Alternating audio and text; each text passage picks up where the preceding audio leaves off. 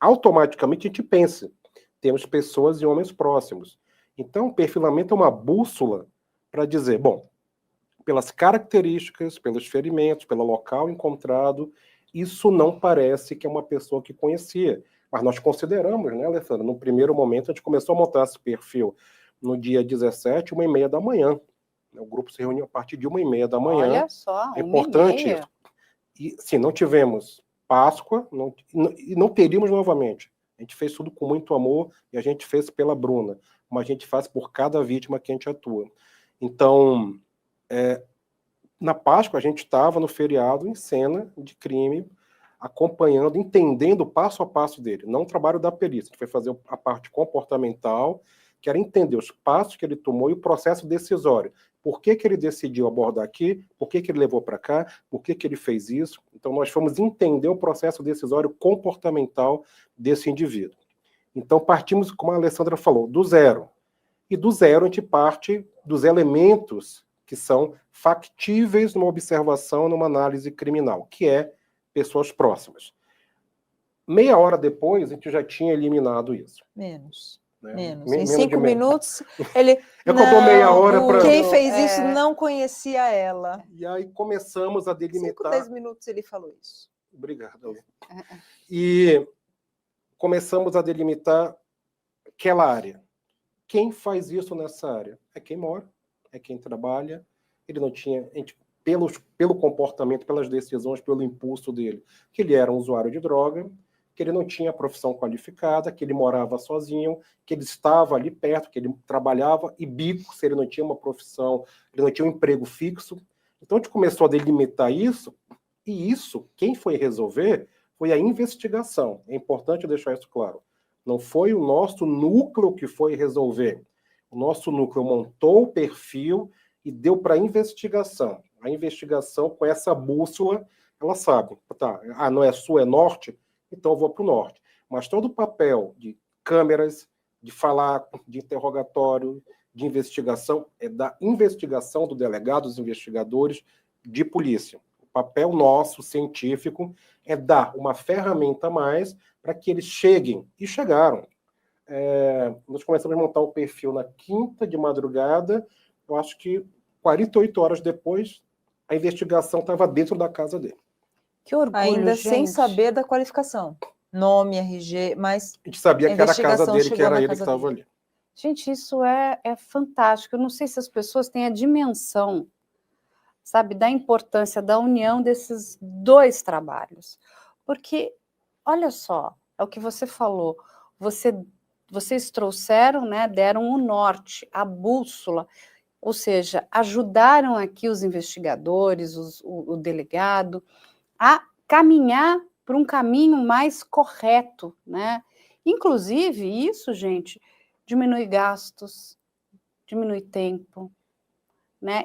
E assim, porque a gente sabe que o trabalho policial, Christian e Alessandra, é um trabalho muito desgastante, né? E eles precisam correr contra o tempo, porque ele podia fugir, ele podia estar ali atacando uma outra vítima. A gente, né, naquele primeiro momento, a gente não sabia com quem nós estaríamos lidando ali, né? Então, assim, tomou uma grande comoção, principalmente porque, como a Alessandra aqui muito bem disse, uma mulher que não oferecia mal a ninguém, estava voltando para sua casa, para o encontro do seu filhinho, uma acadêmica, acaba morta desse jeito.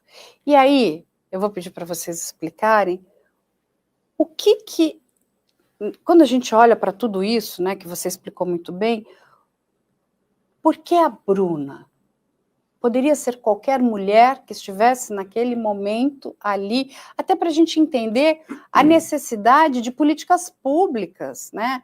O que fez a Bruna, infelizmente, ser a vítima desse predador? Eu vou responder, a outra metade da resposta eu vou dar para a Alessandra concluir. Tá ótimo. O nosso entendimento, Carla, é que seria qualquer pessoa. Temos um predador sexual. Eu sempre falo nos programas, predadores buscam vítimas mais frágeis, que não ofereçam resistência. A Bruna não ofereceu resistência, a Bruna congelou, ela tem culpa de alguma coisa? Absolutamente não. O canalha, o criminoso, o monstro, é ele, o predador é ele. Ela estava indo para casa. Ela estava indo para casa pensando no filho, pensando na vida, assustada. Ela passa um áudio para a mãe dizendo, olha, é perigoso aqui, ela não consegue pegar o Uber, ela não consegue pegar o ônibus. Resta ela a responsabilidade de mãe e foi a pé, porque o seu pai tinha que trabalhar, ela tinha que ficar com o filho. Então, a responsabilidade dela, a ética dela, a moral dela, é o último grande ato da Bruna em vida. É fazer a coisa certa. A coisa certa era ir para casa com a maior brevidade possível. Olha só a decisão dela. A decisão dela é dentro de um campo ético e daquilo que é esperado socialmente. E ela cruza com esse predador. Ela poderia ter tido várias reações, eu já ouvi algumas pessoas dizendo, ela poderia ter corrido para a rua, ela poderia ter lutado, ela poderia ter gritado. Não. Outras pessoas poderiam fazer isso. A reação da Bruna foi essa. Porque pelo perfil de personalidade dela, essa foi a reação dela. Ela não teve culpa de absolutamente nada. Toda a absoluta responsabilidade é desse criminoso, não é dela. Então, ela tenta ainda, a gente percebe, né, Alessandra, que ela tenta ainda soltar, falar, se afastar, e ele domina. Lembrando que ele estava com uma faca também. Ou seja, estava ameaçando ele domina ela. com a mão direita, mas ele estava com uma faca com a mão esquerda. Então, há uma intimidação. Então, ela simplesmente não se entregou. Ela luta, ela resiste, ela tenta bravamente viver até o último minuto. Então, o que a gente tem que entender, por que a Bruna?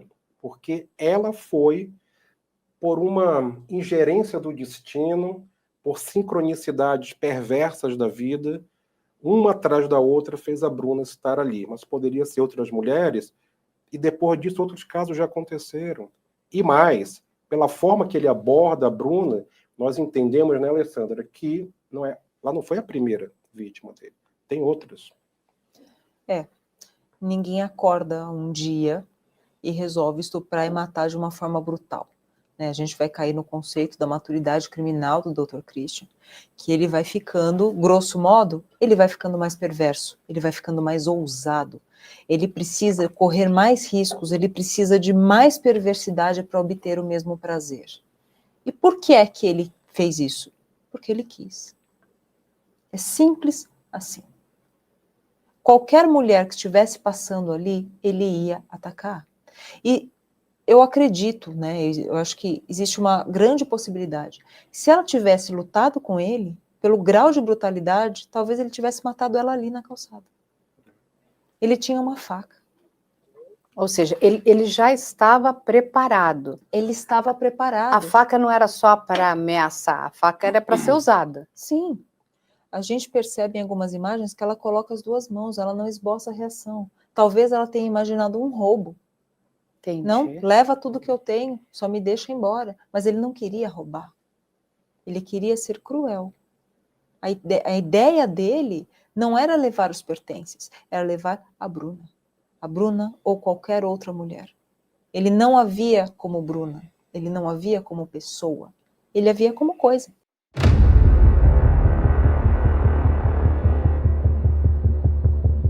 Lembrando que esse vídeo é apenas um corte. Para acessar o conteúdo completo, o link vai estar na descrição, no card ou na tela final. E se você ainda não é inscrito, não perca tempo. Se inscreva, deixe o seu like e acompanhe todos os nossos conteúdos aqui no canal.